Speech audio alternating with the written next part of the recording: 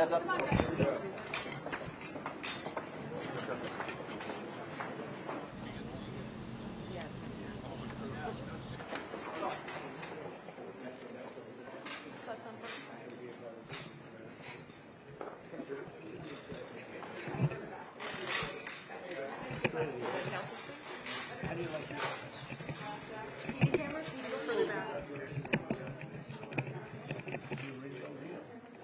That's cool, right?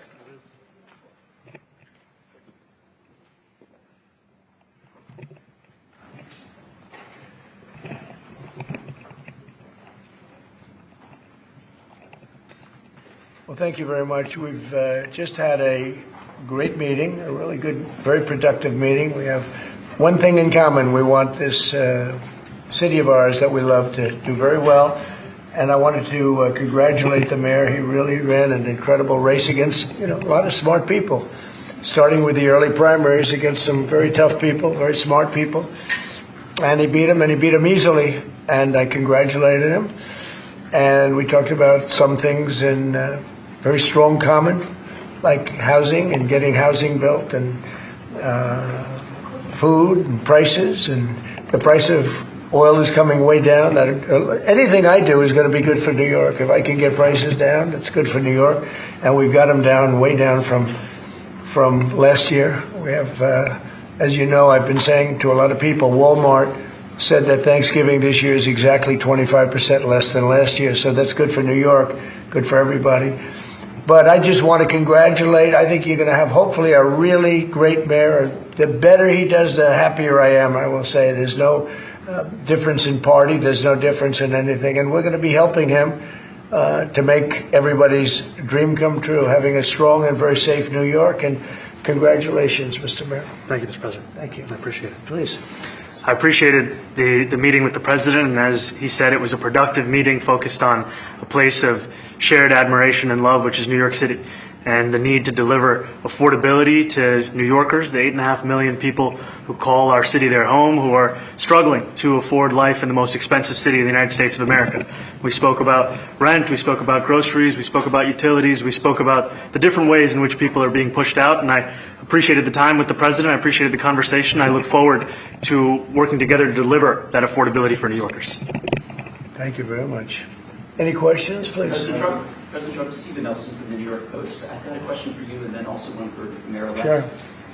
For you, you referred to Mr. Mamdani as a communist. Can you describe why you feel that way? And also, will you do anything to stop him from arresting Prime Minister Netanyahu if he visits New York?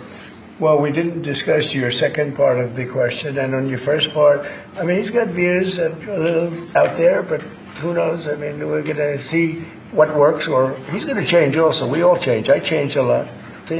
From when I first came to office. It's now quite a while ago. It's quite a while. My first term was great. We had the greatest economy in the history of our country. We're doing even better now. We're doing much better now than we did even the first term.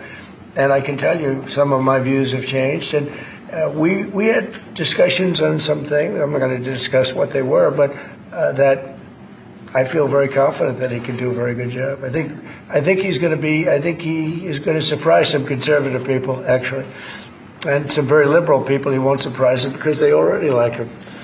And Mr. Mamdani, it sounds like you had a productive discussion, but just days ago you referred to President Trump as a despot who betrayed the country.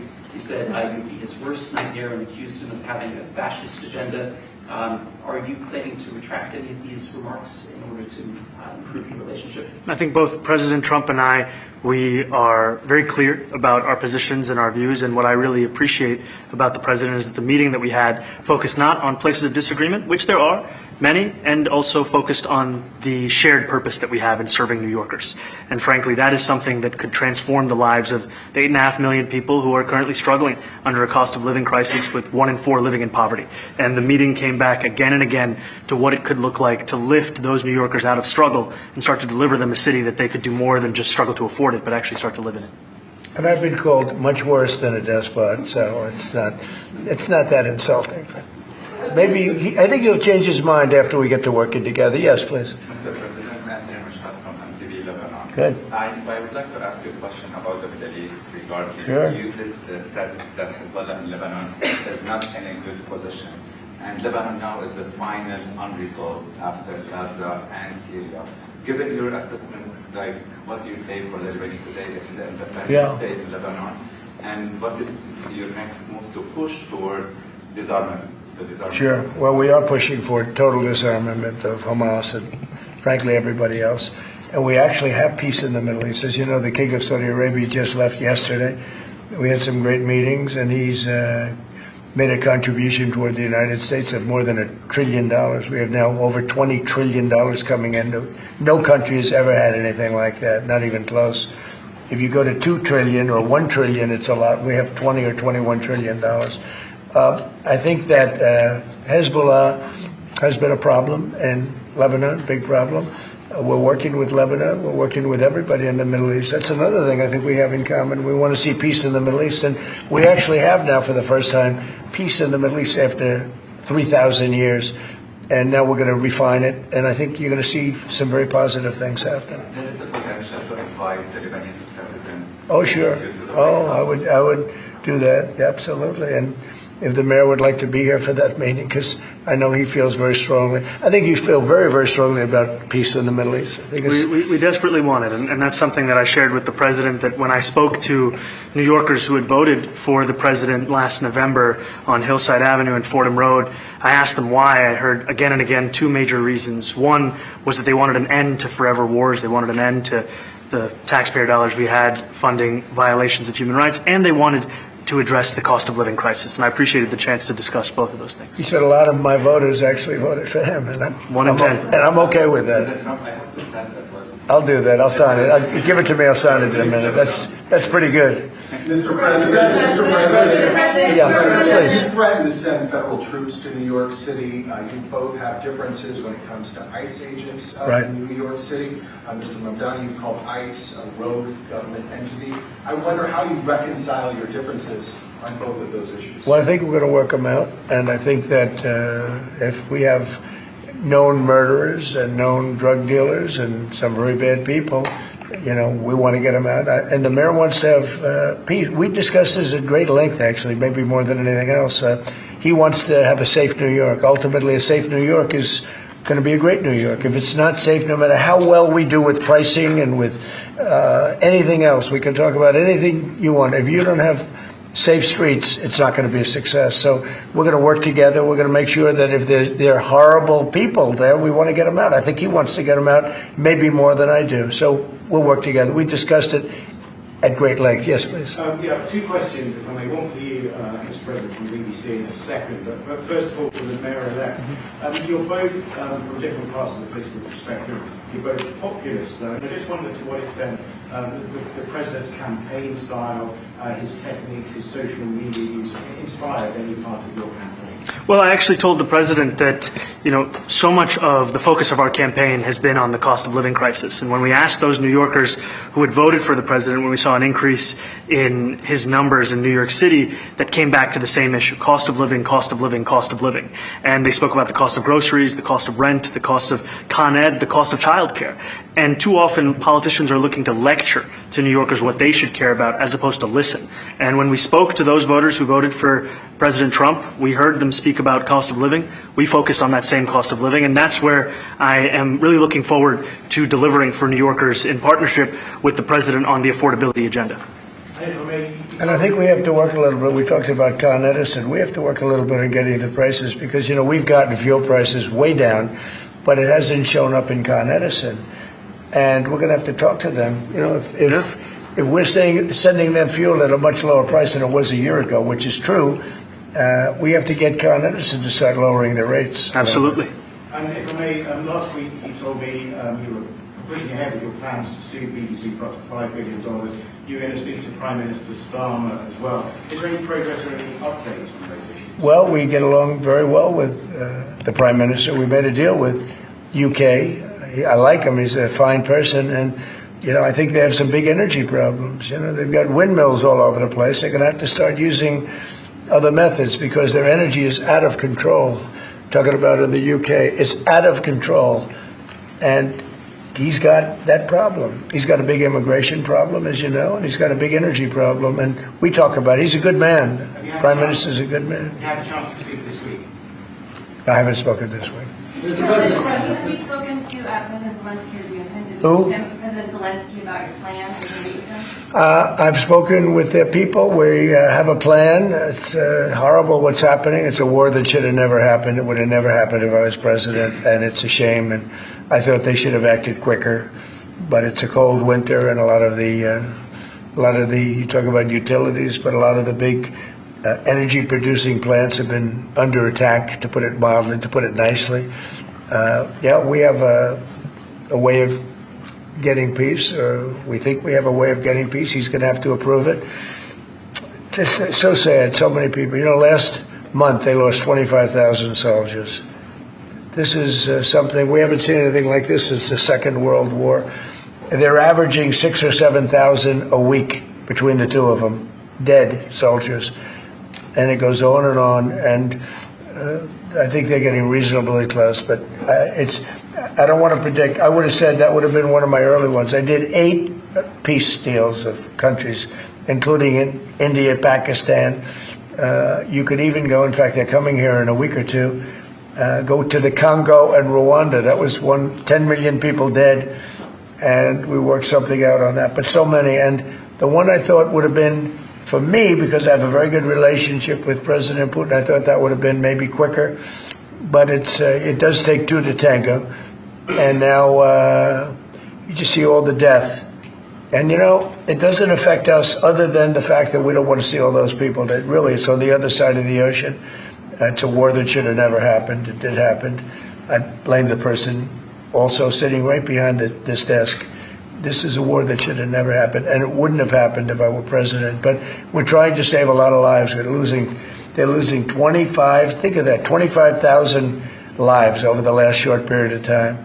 That's Ukrainian and Russian, and it's a shame. What happens if I President want to ask the mayor-elect about a House resolution just passed overwhelmingly to condemn socialism, including with 86 Democrats, all of House Dem leadership, and the minority leader, Hakeem Jeffries, despite his endorsement of you. What's your reaction to that? I have to be honest with you, I focused very little on resolutions. Frankly, I've been focusing... Condemn socialism. I understand. I think the focus is on the work at hand. I can tell you I am someone who is a democratic socialist. I've been very open about that.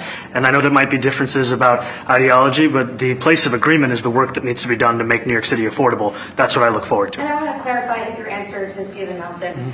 He asked about your comment calling the president a fascist, and your answer was, both President Trump and I have been clear about our positions and our views.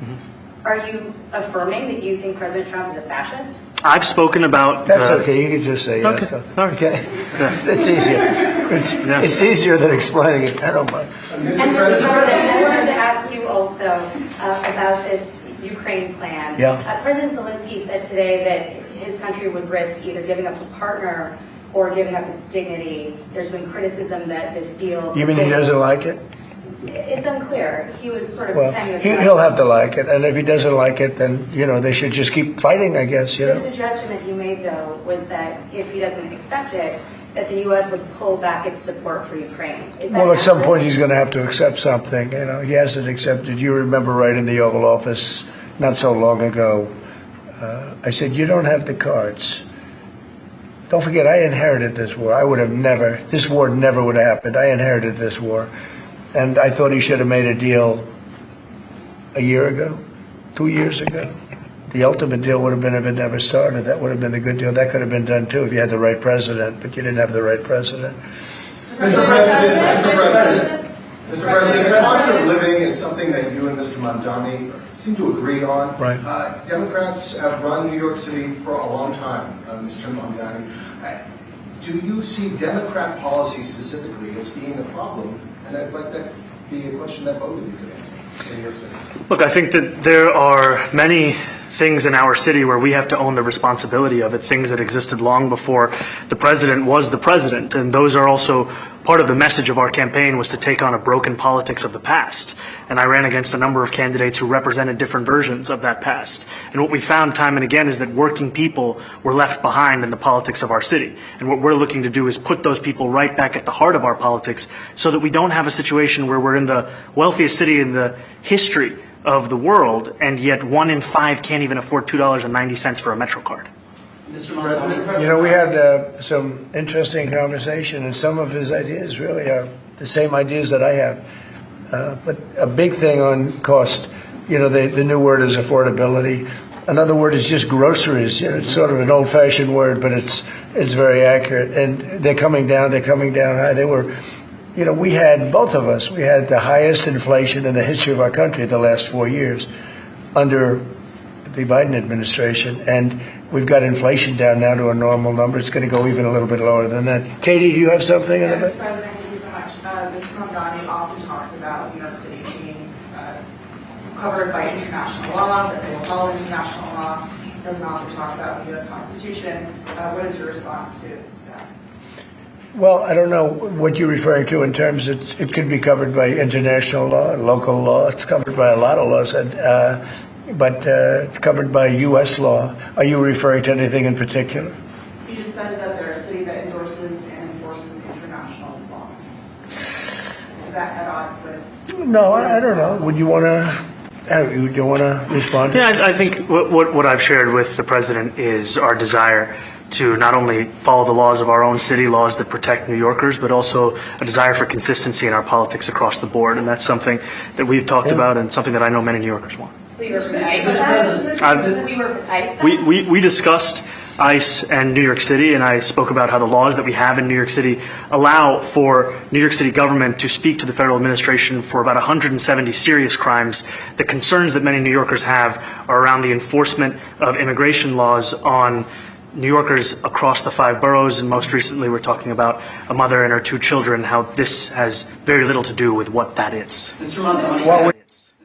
What we did is we discussed crime more than ICE per se. We discussed crime, and he doesn't want to see crime, and I don't want to see crime, and I have very little doubt that we're not going to get along on that issue. He wants to, and he said some things that were very interesting as to housing construction, and he wants to see houses go up. He wants to see a lot of houses created, a lot of apartments built, etc. And you know, we actually people would be shocked, but I want to see the same thing. Mr. Mamdani, anti-Israel protesters. Jack? Mr. President, I want to know, one of the policies as well that Mayor-elect Mamdani talked a number of times about on the campaign was shifting the tax burden for property taxes from what he called minority communities to white-based communities, and putting more taxes on white people. I also noticed that in your acceptance speech you didn't mention anything about America or Christians or white people in general, and so I didn't know if that was one of the policies that you guys had spoken about.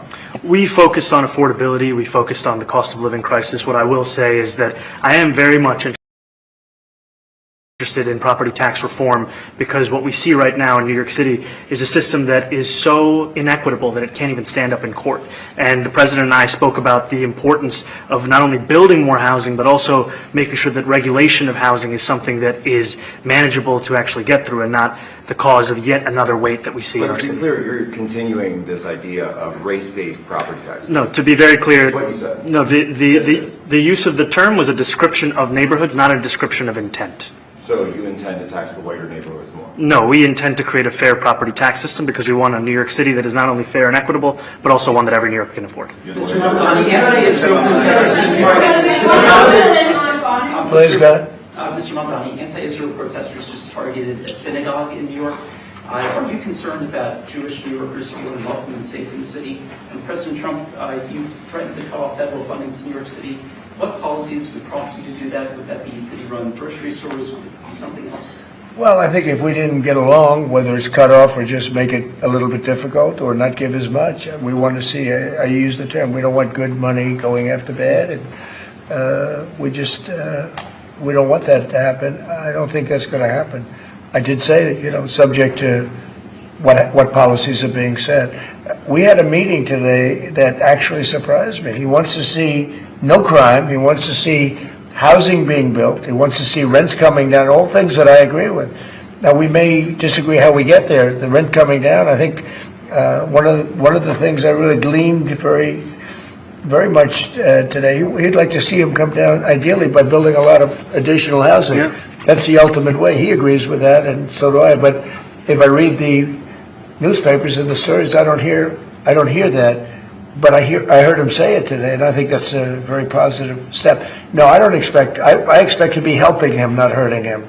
A big help, because I want New York City to be great. Look, I love New York City. It's where I come from. I spent a lot of years there. Now I'm right here.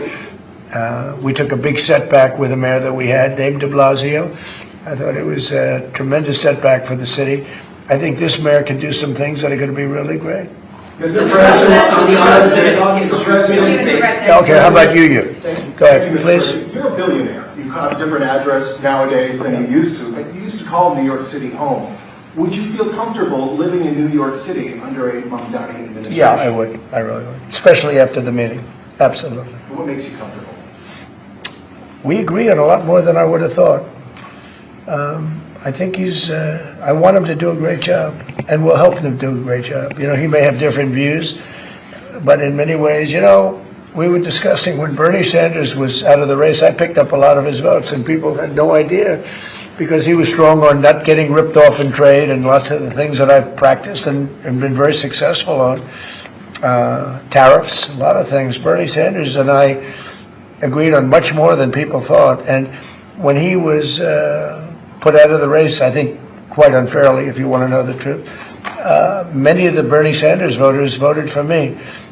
And I felt very comfortable, frankly, in seeing that and saying that. And, you know, it just turned out to be a statistical truth.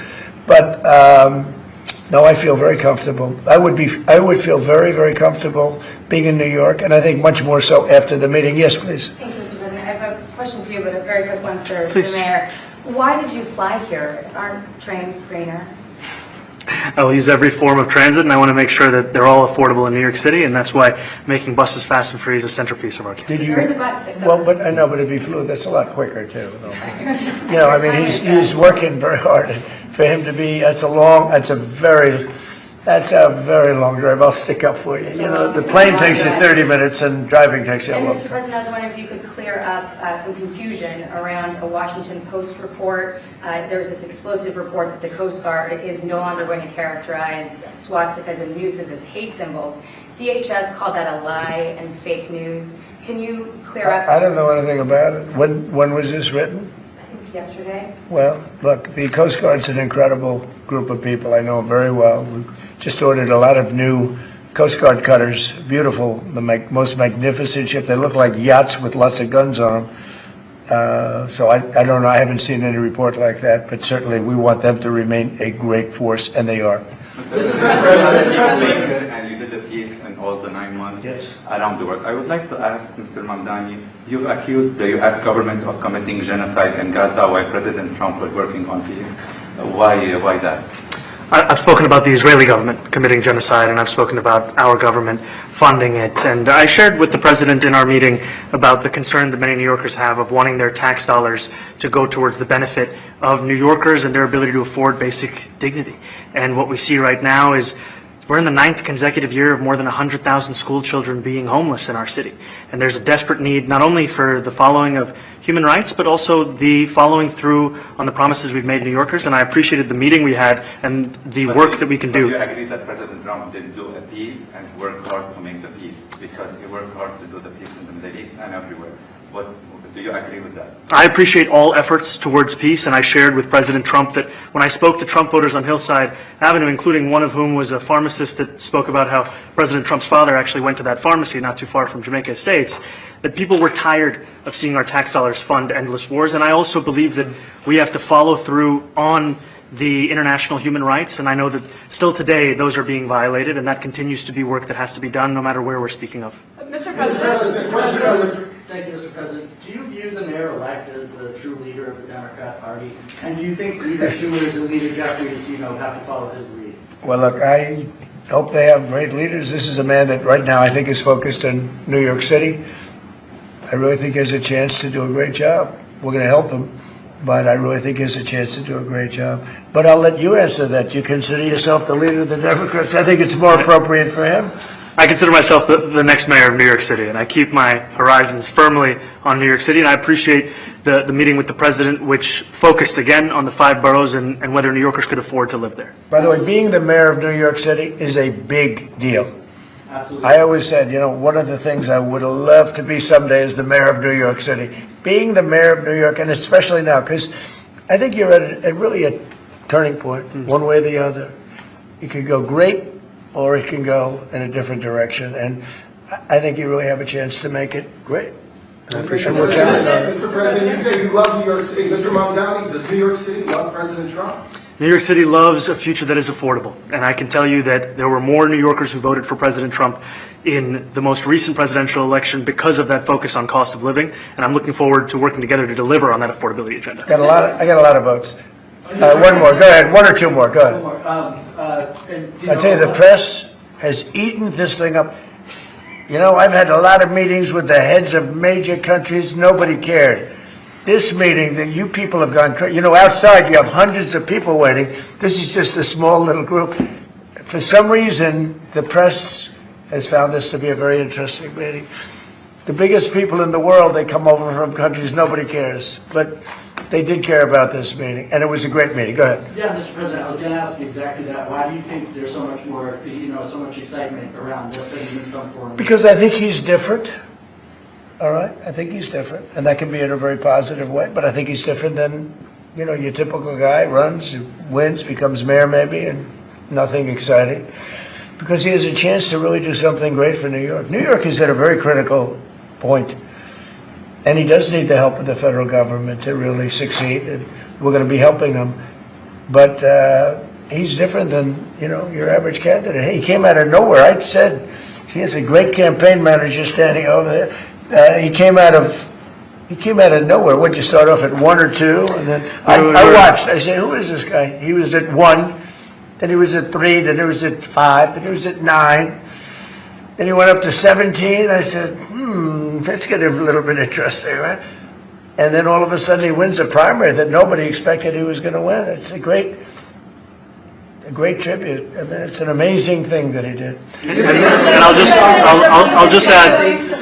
just add one thing to what the president said. Is one thing I also appreciated is in our meeting to appreciate a portrait of FDR and the incredible work that was done with the New Deal, and also in thinking about what it can look like when the federal government and New York City government work together to deliver on affordability. It can be transformative. We have a great portrait of FDR that I found in the vaults that was missing for years. I found it, and I put it up. He's a Democrat, to the best of my knowledge. He's a Democrat.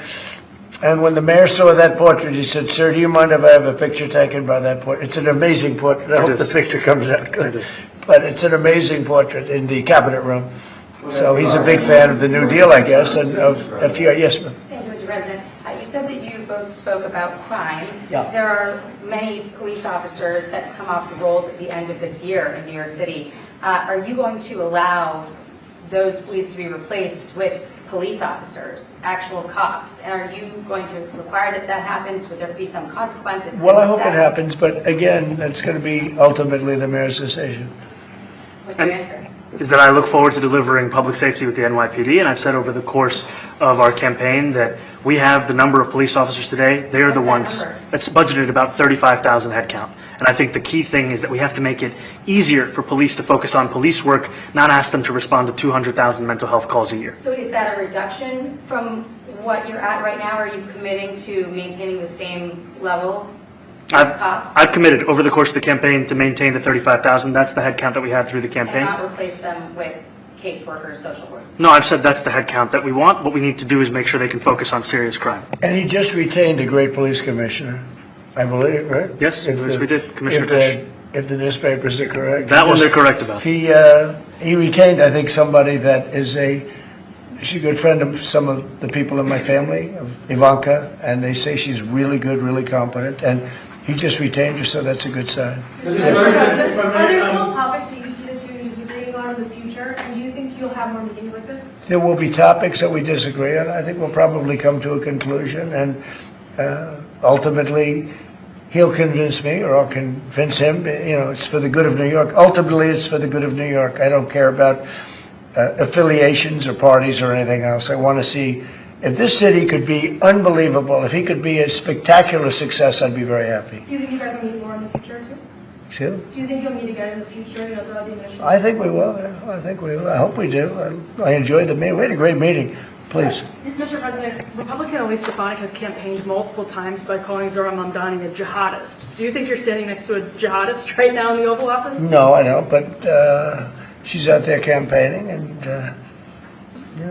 you say things sometimes in a campaign.